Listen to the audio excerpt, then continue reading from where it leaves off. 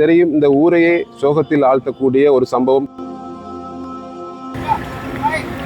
அந்த இடத்துக்கு சென்று பார்த்த போது எங்களோட மாமனார் தான் புத்தி கொலை செய்யப்பட்டிருந்தது. எங்களோட மாமனார் தான். ஊரில் உள்ள அத்தனை மக்களும் ஒரு நீதி கிடைக்க வேண்டும். இந்த நோம்புடைய காலத்துல ஒரு நியாயத்தை கேட்டு இங்கு வந்திருக்கிறார்கள். சட்டத்தரணிகளிடம் நாங்கள் வேண்டிக் கொள்வதும் மிக முக்கியமான ஒரு விடயம்தான். சரியான முறையிலே நீதியை நிலைநாட்டுங்கள்.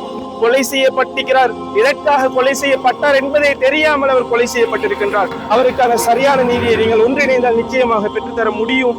இவ்வாறான ஈனச் செயல்களை செய்கின்றவர்களுக்கு எதிராக நீங்கள் செயற்பட வேண்டும். வெறுமனே அவர்களை நல்லவர்கள் என்று சமூகத்தில் நீங்கள் முத்திரை குத்தி விடாதீர்கள். இந்த ரத்மல்யா பிரதேசத்திலே கடந்த காலங்களிலே முகம் கொடுக்கின்ற சில விடயங்கள் தான் போதை வஸ்து தொடர்பாகவும் கொள்ளை தொடர்பாகவும் களவுகள் தொடர்பாகவும் பல செயற்பாடுகள் நடந்து கொண்டிருக்கின்றது.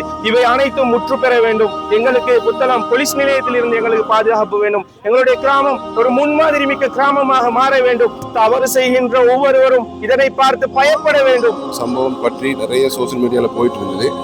ஆரம்பமாக என்ன நடந்தது, இவர் காணலன்னு சொல்லி ஒரு நியூஸ் கிடைச்சிருந்தது. அதுக்கப்புறம் கொலை செய்யப்பட்டதுன்னு சொல்லி நியூஸ் கிடைச்சது. ஆரம்ப கட்ட என்ன நடந்ததுன்றதை கண்டிப்பா கொஞ்சம் சொல்லுங்க.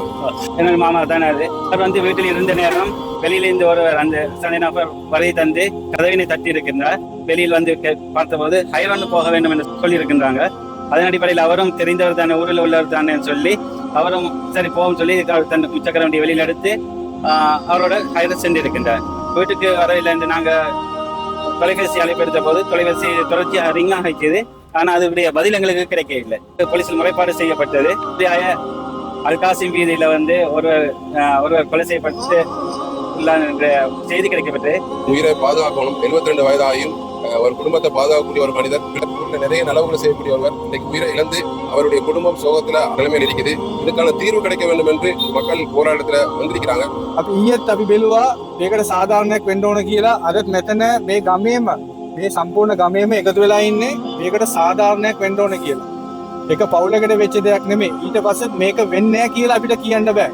ඒකට රජයේ පැත්තෙන් හරියටම තීරණයක් ගන්න ඕන. මේ වාගේ අසාධාරණ කරන මිනිස්සුන්ට මේ රජයේ තියෙන අපිට විශ්වාසයක් තියෙන මේ රජයට හරියටම දඩුවමක් දෙන්න ඕනේ කියලා අපි රජයෙන් ඉල්ලීමක් කරනවා.